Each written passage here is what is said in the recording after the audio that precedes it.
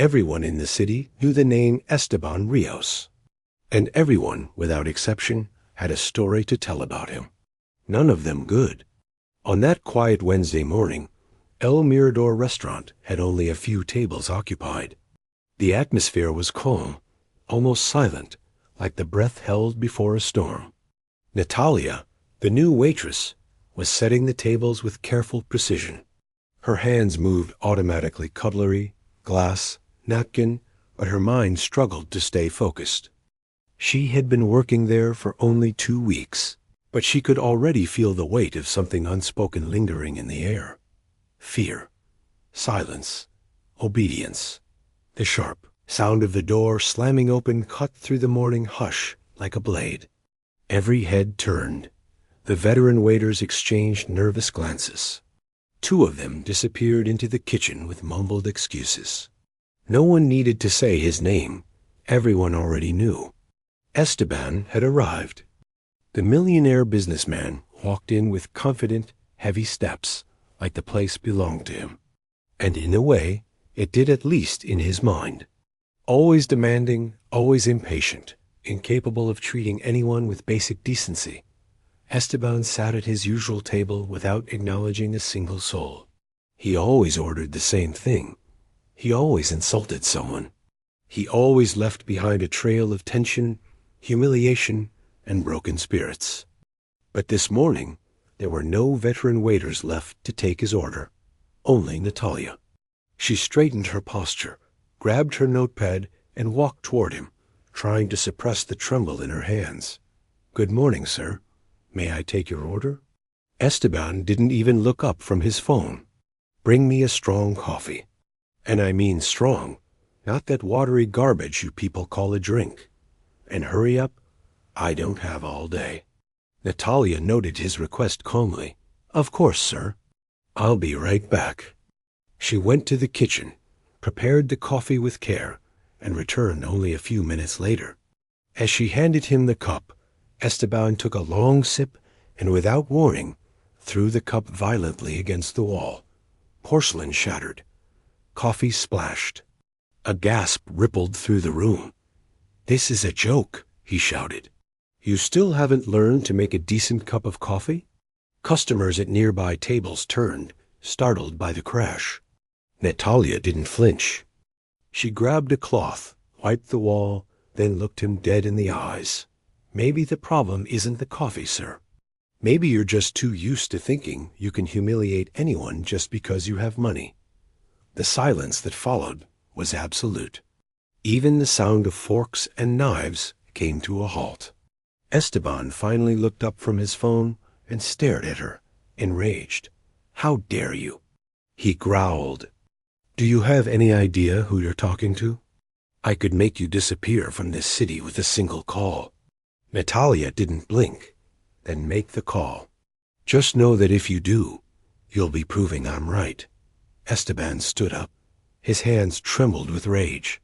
He pulled out his phone and began typing furiously. "You'll regret this. You'll learn the hard way not to speak to me like that." Natalia took a deep breath. It wasn't the first time she had confronted someone who thought they were above everyone else. But it was the first time she felt so many eyes on her, waiting to see what would happen next. Then, a woman with gray hair stood up from one of the nearby tables. She walked over to Natalia, gently took her hand, and said softly, "You were brave. It's about time someone put that man in his place. Don't back down." Natalia gave a small, grateful nod. Esteban's voice boomed again, louder this time. "Where's the manager of this place? I want this insolent girl fired. Now." The manager, Alfredo, stepped out from the kitchen. His expression was tense, his movements hesitant. He approached Esteban and tried to calm him down. "Don't, Esteban, please. 1,000 apologies. Natalia is new. She's still adapting. She doesn't know how we treat our most important clients." Alfredo's words cut through Natalia like daggers. They weren't just a lack of support. They were confirmation of what she had already feared. The system would always bend to power before defending respect. Esteban smiled smugly. She'd better understand it soon, or she'll be out on the street. Natalia looked at Alfredo, begging for a sliver of defense. He avoided her gaze. Rage rose inside her like fire under pressure. "If you're going to fire me for defending my dignity," she said clearly, "do it now. But don't expect me to apologize for refusing to be humiliated." At that moment, the restaurant door opened again. This time, it was quiet. But the presence of the man who entered sent a ripple through the entire room. Slow, firm steps. A gray jacket. A dark wooden cane. Everyone recognized him. Don Rogelio Ferrer, founder of El Mirador, and one of the city's most respected businessmen. He rarely showed up, but when he did, it was because something important was happening. "What's going on here?" he asked in a deep voice. Esteban paled. He tried to force a smile. "Rogelio, you arrived just in time. This new waitress insulted me, in front of everyone." Don Rogelio looked at Natalia. "You're Natalia?" "Yes, sir." "Keep working. Everything is fine." The simplicity of the phrase had a powerful impact. The tension in the air began to shift. People started to murmur. Heads nodded in approval. Esteban stepped forward, incredulous. "You're taking her side? I've brought customers here. I've invested money. She's just a waitress." Don Rogelio walked closer. "And you've forgotten what respect means. This young woman showed more courage and integrity in 5 minutes than you have in years.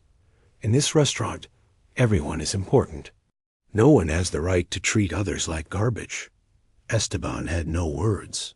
For the first time, he was being publicly challenged by someone with more authority than him. "You'll regret this, Rogelio. This is a betrayal." Don Rogelio took a slow breath, eyes never leaving Esteban's.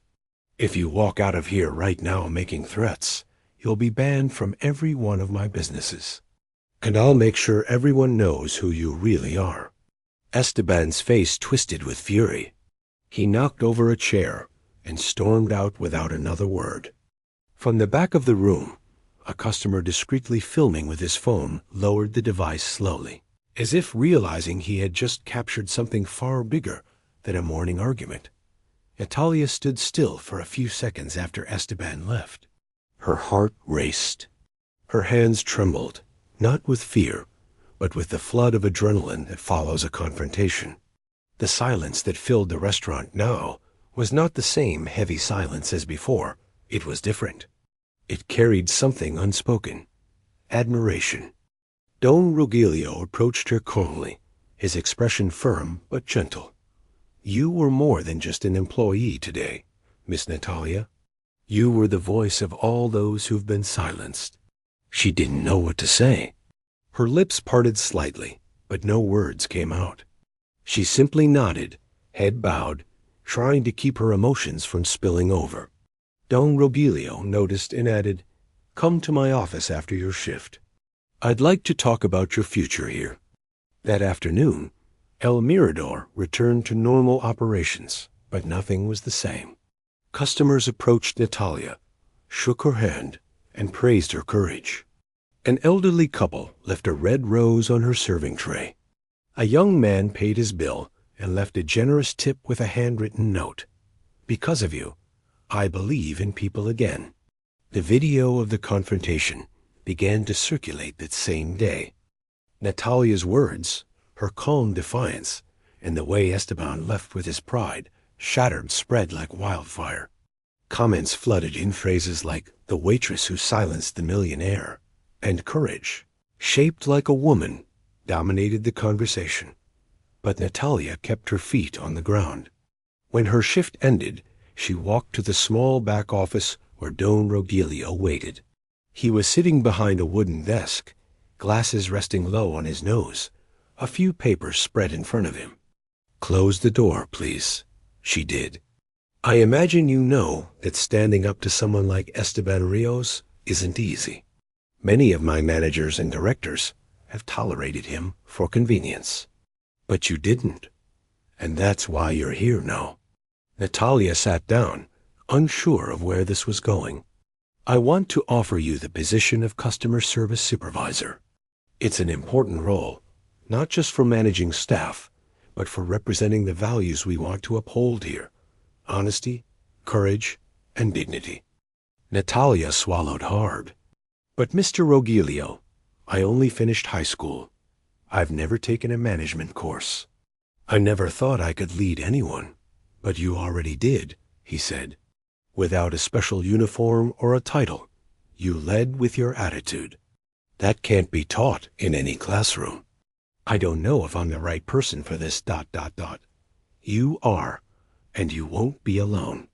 You'll receive training, support, and full freedom to make decisions that improve the work environment. After a long pause, she nodded. I accept, but only if I can keep helping on the floor. I like being with people, listening to customers, serving with my hands. Don Rogelio smiled. That only confirms I made the right choice. The next morning, when Natalia arrived wearing a crisp white shirt and black slacks, many of her colleagues stood and applauded. Paula, the receptionist, rushed to embrace her. Alfredo, the manager who had cowered the day before, offered a quiet congratulations, his face red with embarrassment. I'm sorry about yesterday, he murmured. I just ... I was trying to protect my job.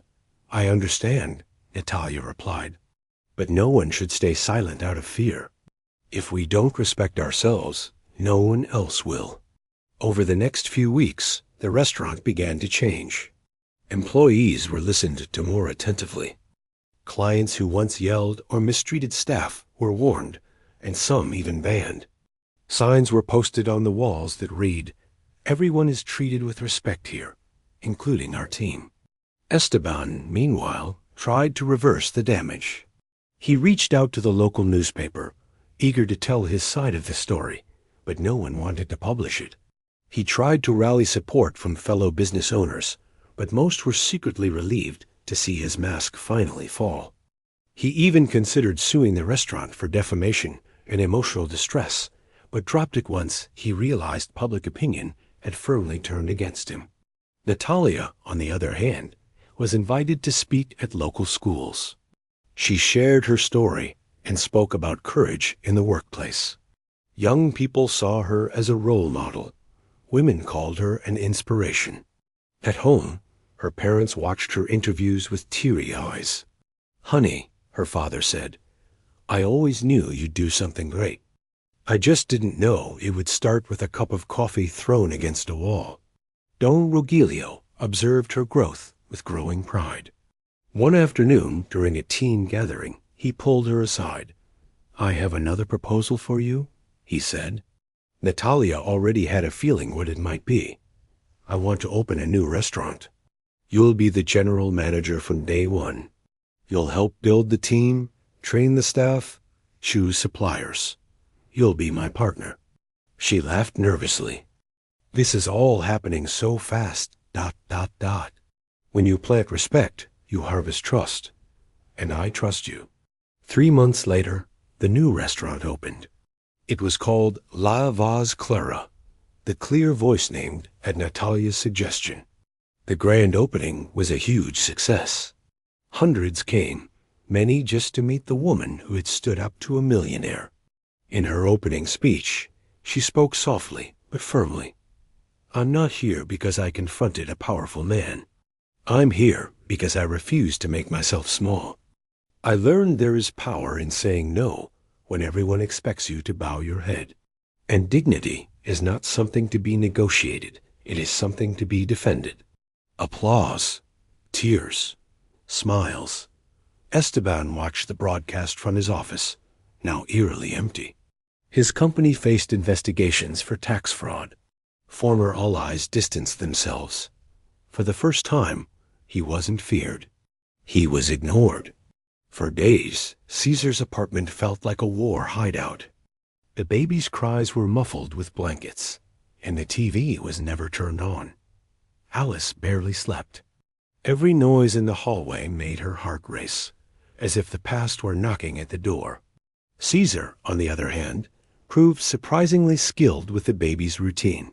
He had learned to make bottles, change diapers, and hum an old French lullaby to soothe the boy. But even amid the new routine, there was something in his gaze, a shadow Alice still didn't understand. "Have you ever taken care of a baby before?" she asked as he rocked Leo in his arms, his back to the closed window. "I had a son," Caesar replied, without taking his eyes off the child. Alice felt her breath catch in her lungs. "He was 6 months old when he died. Fever. And I was far away." Silence. "You don't need to say anything, Alice. Just, now you understand why I can't let them take your son." She nodded, her tears silent. But time, relentless as ever, kept moving forward. And with it, the invisible grip of the elite. One afternoon, as she quietly went down to buy diapers from the corner pharmacy, Alice was approached by a well-dressed woman holding a golden envelope. "Alice Rangel? My name is Dr. Lena Falco. I was sent by your in-laws. They just want to talk." To resolve this in the best way possible, Alice stood still. "You mean, hand over my son?" "I mean protect him, with comfort, with access to everything he needs. Think about his future." Alice tightened the bag in her hand. "He's already protected, and as for his future, we'll build it far away from you." She turned her back and ran up the stairs of the old building, leaving Lena alone on the sidewalk, envelope still unopened. That night, Caesar was waiting for her on the hidden balcony, holding something in his hands, an old leather folder. "There's something you need to see," he said, extending it to her. Inside were newspaper clippings, black and white photos, and stamped contracts. It was Caesar's story, finally revealed. A former elite security agent for the Barros Group, he had been promoted to personal advisor to the patriarch until he discovered that his wife, an employee of the group, had been pressured to abort an unauthorized child. She refused. They fired her. She died shortly after, and Caesar was invited to disappear. "They don't kill with guns, Alice," he said quietly. "They kill with power, with silence." Alice trembled. "You want revenge?" "No," he replied. "I want to make sure they never do this to anyone again. And for that, we need to expose who they really are." So they decided to act. While pretending to live in hiding, Alice began gathering evidence. Old messages from Enrico, screenshots of transfers, photos with his pregnant wife at charity events, even if hidden in the background. Caesar activated old contacts, people who still carried a moral debt for what had happened. But they knew the final strike needed something undeniable.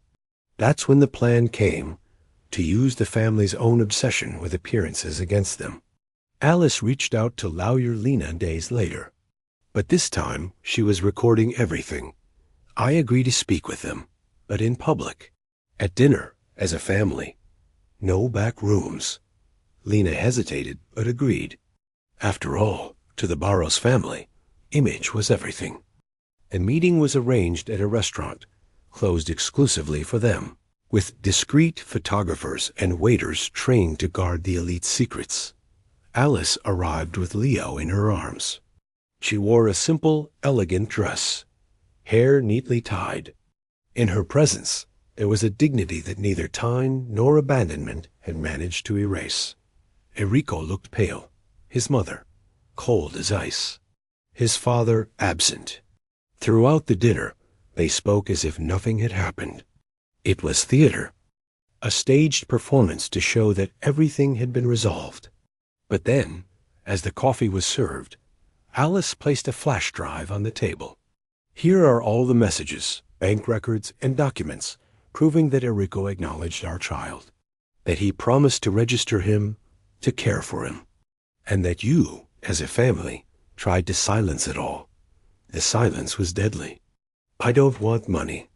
I don't want him to carry your last name. But I want the world to know who you are. And I want to make sure no other woman goes through what I did." Lena tried to intervene, But Alice silenced her with a firm gesture. Either you sign a public statement now, acknowledging the facts without distorting the narrative, or I go to the press myself, and this time with proof. Enrico trembled. His mother turned red. But they knew they had lost. The next day, an official note signed by the Barros family flooded the news sites. We acknowledge the mistakes made regarding young Alice Rangel and her child. We publicly commit to reparations, collaboration, and ensuring that no woman is silenced under our influence. The news sent shockwaves. The Barros family's image collapsed like a house of cards. Women's rights organizations praised Alice's courage. And for the first time in a long while, she slept without fear. But one thing still remained. Caesar. The next morning, he was gone from the apartment. An envelope sat on the table. Now that you are free, I can leave in peace. Thank you for letting me protect what matters most. When Leo grows up, tell him I was just a man who couldn't save his own son, but had the chance to save another. Alice wept, not in pain, but in gratitude. Arthur tried to maintain his routine at work, but nothing felt the same anymore. His office now seemed like a stage of lies, and every meeting, every handshake, felt like a farce. The place where he had built his fortune now felt poisoned. He hired a private investigator to trace all the donations Clara had made over the past 16 years. Each time a name came up, Arthur cross-referenced it with hospital records, adoption lists, and finally, he found the name that knocked the air from his lungs. Lusana dos Anjos Montero. The young woman had been adopted by a modest family from the countryside. The documentation was murky, the records rushed. There had been a generous donation from the Clara Albuquerque Foundation to the hospital where Lusana was born. Arthur felt his blood run cold. He printed a photo of the young woman's dark eyes, intense gaze, features that resembled Clara in her youth. It was like staring into a mirror of the past. It was her. Determined, Arthur set out for the countryside. He arrived in the town where Lusana lived and found her teaching a tutoring class at a community library. He sat quietly at the back of the room and observed. She smiled at the children, explained patiently, gestured the way Clara used to when talking about literature. "Can I help you?" she asked, seeing him frozen in the doorway. Arthur cleared his throat, feeling the weight of every second. "Are you Lusana dos Anjos?" "Yes. Are you a journalist?" She crossed her arms, suspicious. "No. I came to meet you." Arthur's voice faltered. Lusana stepped back. "Why?" Arthur hesitated. "I knew your biological mother." Lusana's expression changed. For the first time, he saw confusion, fear, and anger in her eyes. "Is this some kind of sick joke?" "No. I know it's hard to believe, but—" "Your mother was Clara Albuquerque." Lusana turned pale. "The founder of that $1 million company?" "Yes, and she loved you. She was forced to give you up. She was manipulated, blackmailed, ... And only now someone decides to find me?" Her voice shook, her eyes already wet. "I only found out recently.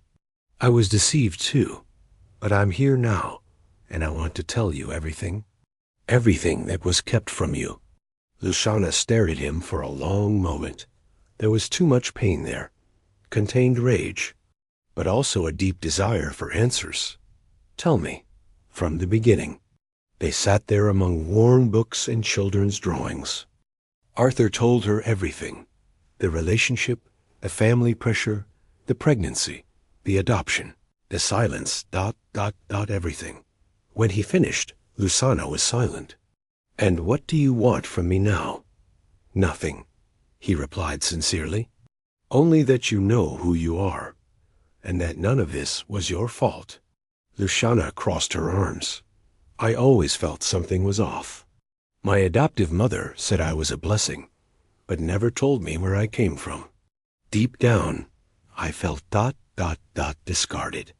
Arthur shook his head. "You were protected, And now, you have the right to decide what to do with the truth. Luciana remained silent for several seconds. Then, she grabbed a blank piece of paper and wrote something. She handed it to Arthur. That's my email. If you want to prove you're being honest, send me the documents. Until then, this conversation never happened. He nodded. I understand. That night, Arthur couldn't sleep. He dug through the foundation's files, gathered DNA tests, donation documents, old photos of Clara pregnant, letters she never had the courage to send. He created a digital folder and sent everything to Luciana, expecting nothing in return. 3 days later, he received a reply. Just one line. I read everything. We need to talk. They arranged to meet at a discreet cafe in Snow Paulo. Luciana arrived with her hair down, sunglasses, and a look that said she hadn't slept much, but had made up her mind. So now what? She asked, facing Arthur. Now, the choice is yours. But I have a request. Luciana raised an eyebrow. The company Clara built is in the wrong hands. Corrupt people who stole, lied, and destroyed her legacy. You are the rightful heir. You have a claim. Luciana laughed bitterly. You want me to take on a multinational company based on DNA and a family tragedy? Arthur nodded. Clara left everything documented. A will hidden for years.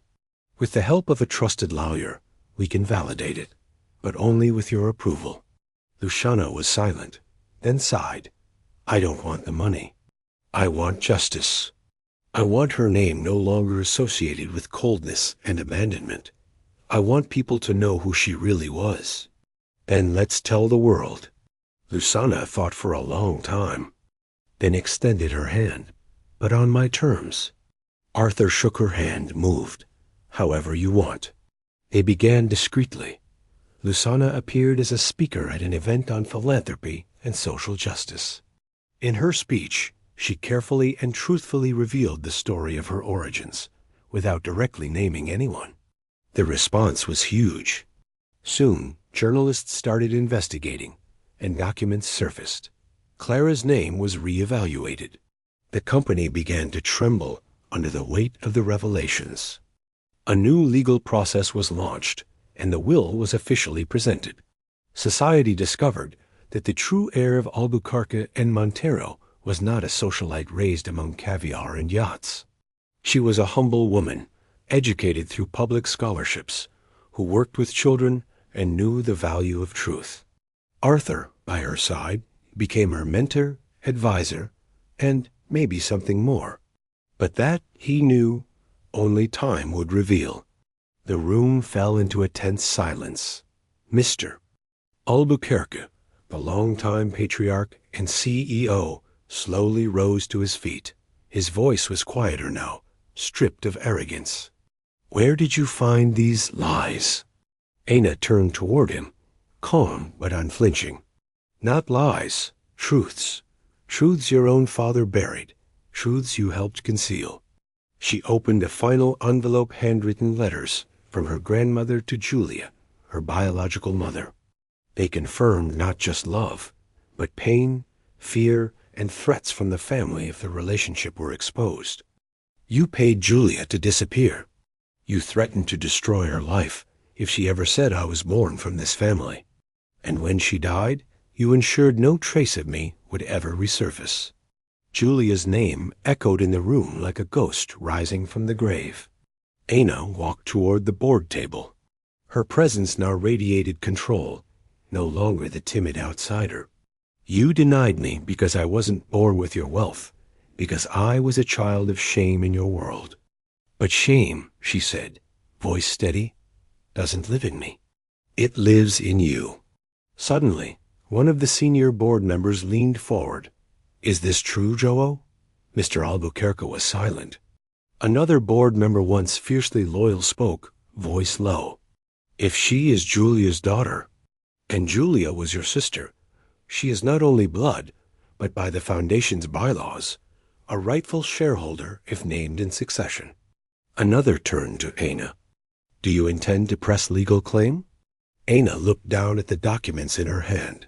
No, not for wealth, not for power. But I want the truth made public. I want the foundation created in my grandmother's name to finally serve those it claims to protect. I want the walls you built with your silence to fall. A younger board member spoke. And what if we support that? What if the foundation's leadership changed? To reflect what it was meant to be? Ana raised her eyes. I would consider it, but not under the shadows you all stood in. She turned to Joe one last time. I don't need your approval. I just wanted you to see me. You spent a lifetime burying truths. I will spend mine uncovering them. Joe sat back down, not with defiance, but with resignation. His legacy, once untouchable, was now cracked. And Ana?